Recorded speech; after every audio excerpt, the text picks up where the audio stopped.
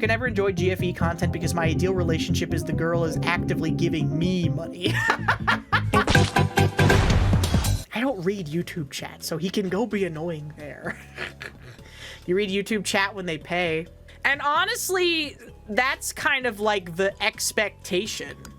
I think that YouTube chat doesn't really want to be talked to, which I kind of appreciate. I like that it's a different experience. They want to watch a stream and just comment on it like it's a live YouTube video. And if they want to say something to you, they'll pay you. There's a very specific subset of viewer that really relishes that fact, that you can pay to make the streamer pay attention to you in a weird way. You know those guys that VTubers have to pretend that they aren't skeeved out by, but they totally are? And like everybody's like, bro, that's cringe. No one likes that. Hello, princess. Hello, my queen. How do you guys feel about phenotype of VTuber viewer who changes his region to be like the Philippines so that giving like $5 shows up as an Akasupa? To make it stand out more. Hello, kitten. Stream tonight. How about you send me a Xerox of your pussy and anus scanned at 6,000 DPI and add me on Roblox. My username is the same as it is here, full legal name. Oh, that's so true. That is the way that people talk. I remember the guy legitimately asking Pippa out and then crashing out that she turned him down. Yeah, that was crazy. I felt bad about that whole situation because it kind of seemed like the guy was just like not socially aware enough to realize that doing that is not what you do. Like, it's not, you know, because there are some people where it's like they get what the game is, you know. People like VTubers and like HoloLive and even FaZe Connect kind of fits into this category where it's like professional wrestling, where people like the kayfabe and they like the character and they like the lore and the shared universe stuff and the crossovers and you know the theater of it all, right? Like the shared universe theatrics of it. And then there are some people who don't really realize that that's what it is, I guess. And I don't know.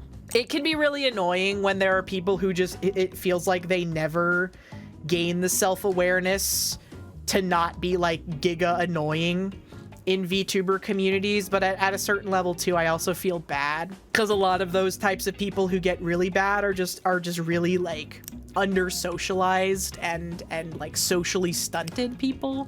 So it's just kind of like a feels bad all around kind of situation. He did like giga crash out in if memory serves in like a scary way after that happened though. So I don't really know how bad I can feel in this particular instance, but it is just a thing that's quite common in like VTuber spaces, is just people not realizing that it's like, you know, kayfabe and theatrics. Yeah, they don't know it's kayfabe. I don't have any kayfabe at all. Like I have the awareness to know that there are certain things I just don't want to talk about on stream, because streaming ultimately at the end of the day is entertainment, and people don't want to be reminded of like horse shit that is just depressing all the time. But also, I don't know, there's a lot of complex stuff. And I guess like just, I don't know, over the last couple of years, I think that's something that I've had to reconcile with a lot, because something that I've never really liked about this industry is that there are a lot of people who it feels like they're, you know, they're full kayfabe, you know, and they like doing the character and the character work, and it's like an anime thing, and they play into an archetype, and it's not a fake character, it's like exaggerated parts of your own personality, right? You know, and you do those things that fits into the archetype of the character, and you think a lot about the character and the kayfabe. But it also just kind of feels like a lot of people use kayfabe as a guise to not feel bad about taking advantage of people, I guess. Particularly when you get into people who like play a lot into being really parasocial with their audience. They feel like they can have it both ways, where every stream they're like, oh my god, chat, I love you guys so much. I literally don't know what I would do without you. I'm so lonely all the time. Literally nobody cares about me except you guys. Oh my gosh, I literally don't know what I would do. Oh, thank you guys so much. Oh my gosh, like, wow. Oh, my life was so miserable before I had you guys, but now I have you. And then, like, that sort of behavior then also coincides with absolutely just destroying anyone who very slightly oversteps the social boundary a little too much, right? And I get that it's really scary, and in some cases you do have to crack down really hard, like if someone like tries to be weird to you in person at a convention, or like, you know, whatever. But like, I just don't like the public humiliation ritual stuff for a lot of it too. I feel like it would be more, and it feels disingenuous if you're making like a humiliation ritual out of it, being like, oh guys, look at this guy, you don't want to be like him. Yeah, extreme GFE is too much. I've really never liked it. In my mind, there's like a delineation between people who do NSFW content and people who do GFE content.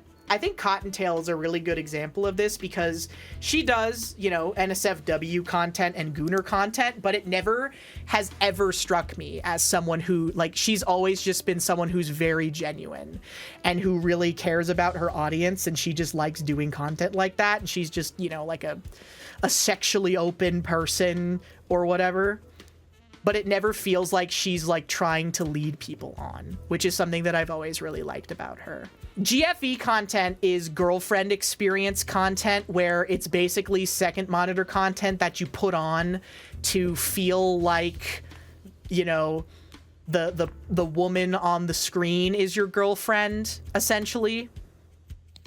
That's kind of the long and short of it. I could never enjoy GFE content because my ideal relationship is the girl is actively giving me money. That is some people's like ideal though. They want like a provider.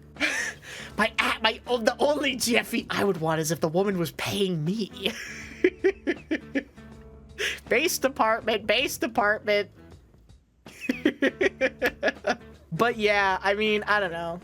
I think that there's definitely like a line, and there's a good way to do it and there's a bad way to do it. I just don't like when it feels like people are taking advantage of their audience.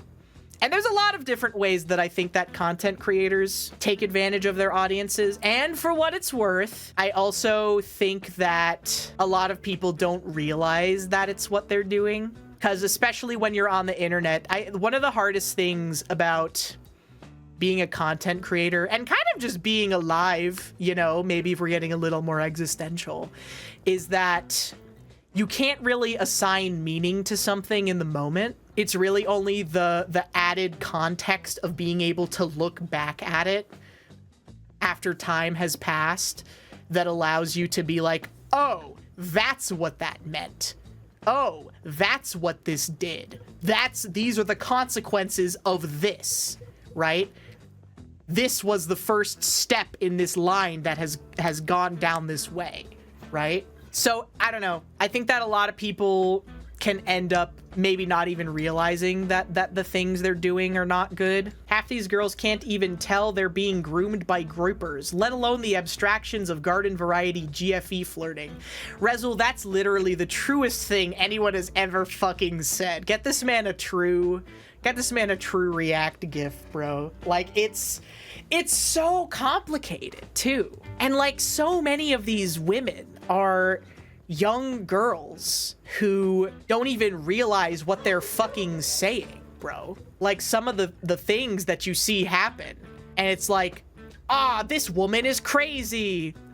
And it's like, yeah, she's crazy, but also she's like 19 years old, bro. Like, I don't know. It doesn't excuse being a terrible person, I guess, but like, I wasn't a very good person at 19. I don't think most people were very good people at 19, especially when you have like insane people giving you positive reinforcement to be crazy. It's just such like so much potential for bad stuff to happen. Just like young, insecure people being crazy at each other in an environment where there's no moderation. That's insane. There's a piece of shit. I used to be a piece of shit, okay? I'm not anymore. I used to be a piece of shit, but I'm not anymore. You know? Are you sure? I try my best. I think that that's all anybody can really do, right? All anybody can really do is try to be as good a person as you can, you know, and try to put out more positivity in the world than negativity, I think. I respect people who are principled more than I respect people who agree with me on everything, if that makes sense. A lot of people, if you ask them to explain, like, their beliefs, they wouldn't even be able to tell you why they believed something. I also understand people got a lot fucking going on in their lives or whatever. One girl cried after a Mahjong collab, and I didn't even cause that directly, strictly speaking. It's so fucked, bro. VTubing has, like, created the perfect environment. You know how there's that zone for if you've ever gotten your, like, food handler's safety license or whatever? There's that specific range where you absolutely cannot keep food in that range because that's when bacteria likes it the most and they grow the fastest. That's like what VTubing is. It's the fucking danger zone, bro. Kenny Loggins predicted this shit in a lot of ways, you know? Because it's just a bunch of, like, giga shut-in women who have almost no social experience and a bunch of giga shut-in men who also have almost no social experience, and they're just fucking smashing into each other on X the Everything app. And you're like, oh my god, that's crazy. And some people are more reasonable than others, for sure. Like, literally and figuratively, bro. And, you know, there's obviously a lot of good that has come from streaming and VTubing. I mean, it's my job for Corn's sake. I can't possibly be like, I don't like it, because I love it. And I love streaming, and I love the kayfabe, and I love VTubers and the culture and the community. But man, like the 5 years of context. 5 years of context really makes you sit back and be like, oh my god. Because we're literally like in the Wild West of this shit, bro. Like, for real. 5 years, that's fucking nothing, bro. You think the internet was a good or bad thing? I think it's a good thing. I think it's a good thing, but I would say that a lot of context of my own life has made me realize certain things about the internet, because, you know, Mari and I have talked about this on stream before, but both of us were basically, even just the last time we called it, both of us were basically raised by the internet. And that does a lot of things to you. And I think when you grow up, you realize, again, it adds a lot of context. And you're like, oh shit, wait a minute. And there's a lot of good and bad that can come from it. You know, everything that exists is good and bad, or neither. That's just kind of the way that it is to be on this planet. So I wouldn't necessarily say that I think that it's all good or all bad. There's good and bad things in everything.